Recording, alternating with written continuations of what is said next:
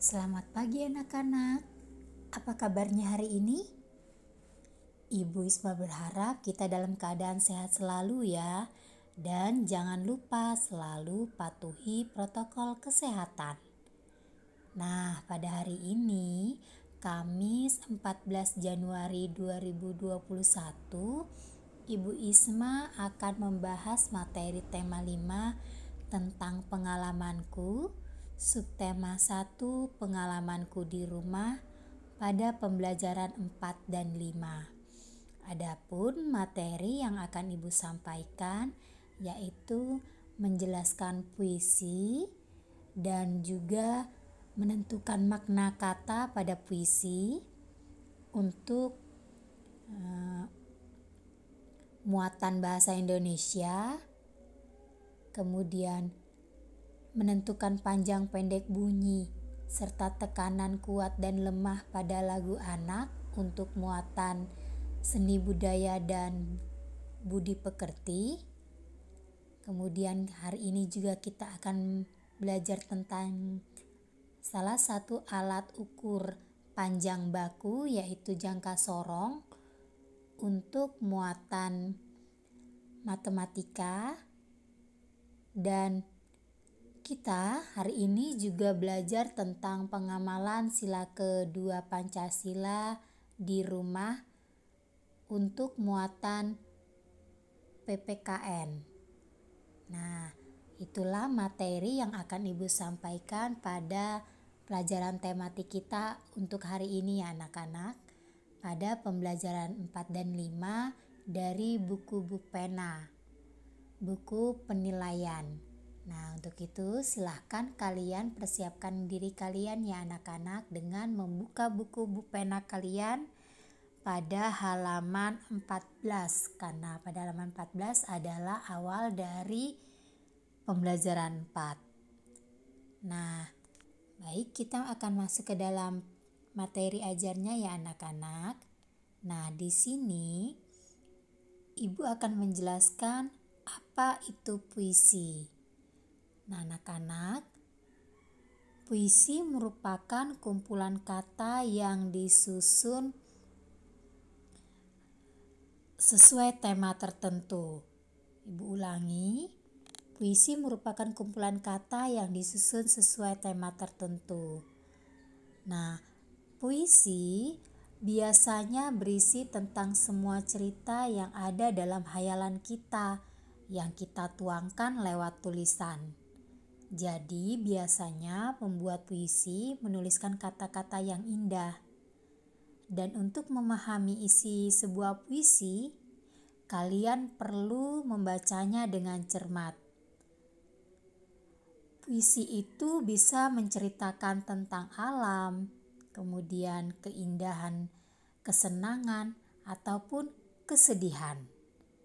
Nah, setiap kata di dalam puisi memiliki makna atau arti tertentu yang kita dapat lihat bersama dengan menggunakan Kamus Besar Bahasa Indonesia. Jadi, jika kalian menemukan kata yang sulit untuk kalian mengerti, maka kalian dapat menggunakan KBBI atau Kamus Besar Bahasa Indonesia untuk mencari makna katanya. Nah, berikut ini adalah contoh sebuah puisi. Judulnya adalah Mas Koki, karya dari Syufrida. Nah, Ibu akan coba membacakan puisi ini ya anak-anak.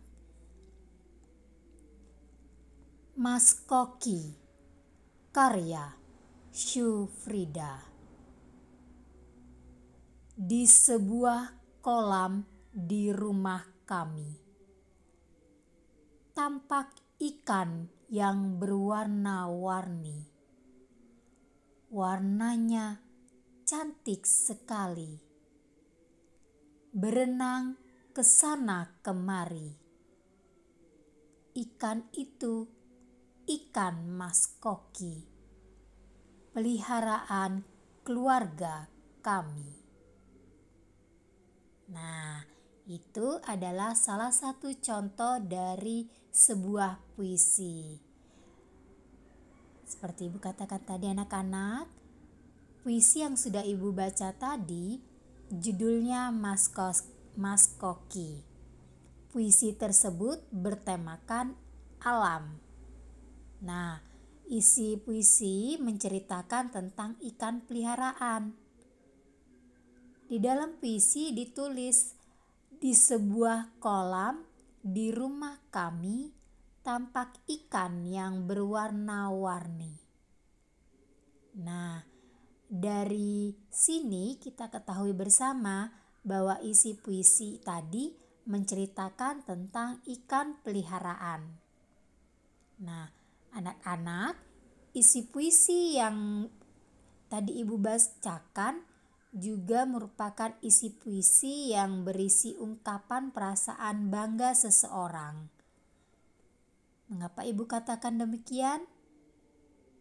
Nah, coba kalian baca dengan cermat puisinya. Di situ kalian akan membaca, ikan itu ikan Mas Koki, peliharaan keluarga kami. Nah, dari situ kita ketahui bersama bahwa si pembuat puisi mengungkapkan perasaan bangga terhadap keluarganya. Selanjutnya anak-anak, tadi Ibu juga meminta untuk kalian mengisi data yang isinya menanyakan tentang hobi kalian. Nah, di situ Ibu tadi melihat ada beberapa teman kalian atau bahkan mungkin kalian suka atau memiliki hobi bernyanyi. Nah, pada pertemuan yang lalu kita juga sudah belajar dalam bernyanyi dengan menentukan panjang pendek bunyi serta tekanan kuat dan lemah pada lagu anak. Hari ini ayo kita bernyanyi bersama lagu Hujan ciptaan NN yang mungkin dan Ibu yakin kalian sudah sering mendengarnya. Nah, yuk kita nyanyikan bersama ya lagu ini.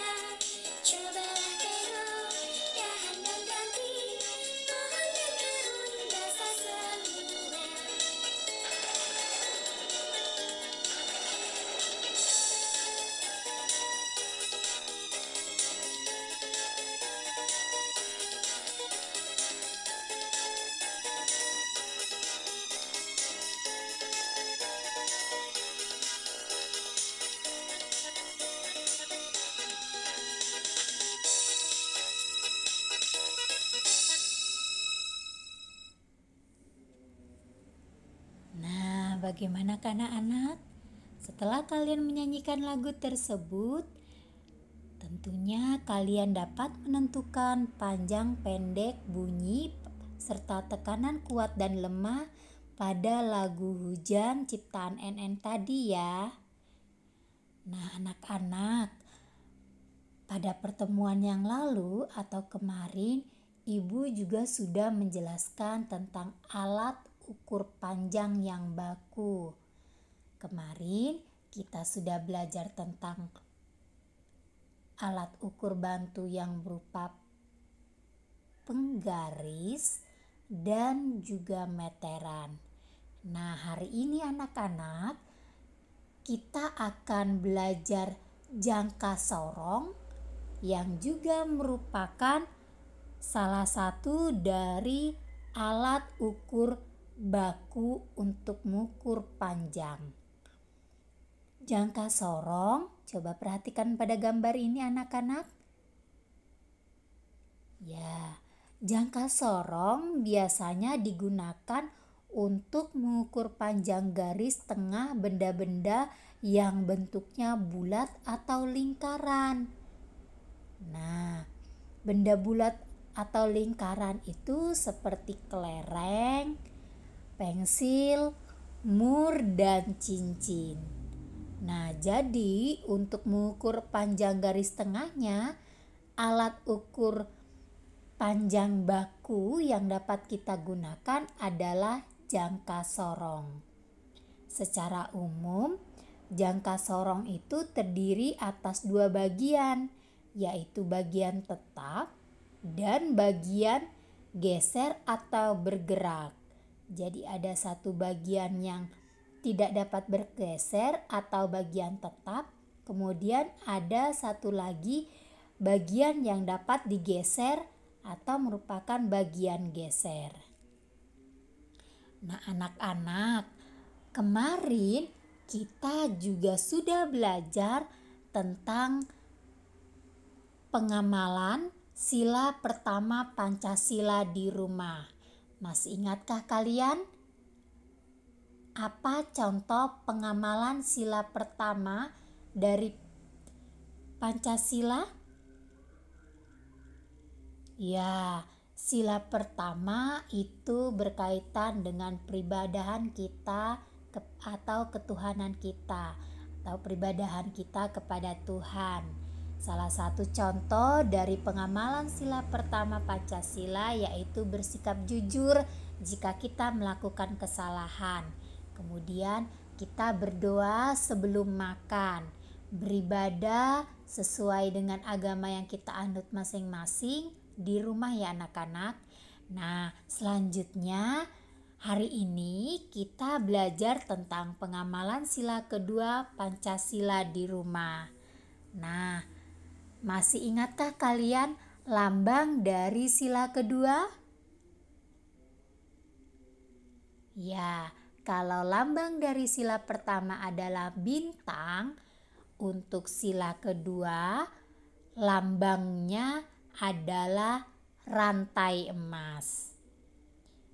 Ibu yakin kalian anak-anak yang hebat pasti sudah tahu apa bunyi dari sila kedua. Ya, sila kedua berbunyi ketuhanan yang adil dan beradab. Nah, anak-anak, sila kedua Pancasila menjadi pedoman kita dalam berhubungan dengan sesama manusia. Nah, sila kedua Pancasila itu mengajarkan kita untuk menyayangi orang lain, berani membela kebenaran, peduli terhadap orang di sekitar kita, dan tidak membeda-bedakan sesama teman. Pengamalan atau sikap yang sesuai dengan sila kedua Pancasila yang dapat kita terapkan di antaranya adalah bersikap adil kepada sesama manusia, kemudian membantu teman tanpa membeda-bedakan, menjunjung nilai-nilai kemanusiaan, dan merawat atau menjaga hewan dan tumbuhan di sekitar kita, itu juga merupakan pengamalan atau sikap yang sesuai dengan sila kedua Pancasila. Oh ya anak-anak, tidak semena-mena terhadap orang lain adalah juga merupakan pengamalan sila kedua Pancasila di rumah. Nah, begitu ya anak-anak, demikianlah pembelajaran kita untuk hari ini. Sekian dulu dari Ibu Isma untuk pembahasan kita pada materi pembelajaran 4 dan 5 dari buku tema 5 pengalamanku pada subtema 1 pengalamanku di rumah. Terima kasih anak-anak sudah mengikuti pembelajaran kita sampai pada hari ini. Dan kalian harus masih tetap semangat ya. Belajar dari rumah, belajar dari jarak jauh. Walaupun kita tidak bertatap muka di sekolah, tapi kalian harus tetap semangat untuk menambah ilmu kalian walaupun tidak harus duduk di sekolah ya anak-anak. Tapi di rumah kalian dapat dibimbing oleh orang tua kalian. Nah, terima kasih anak-anak. Sampai jumpa di pembelajaran kita selanjutnya besok.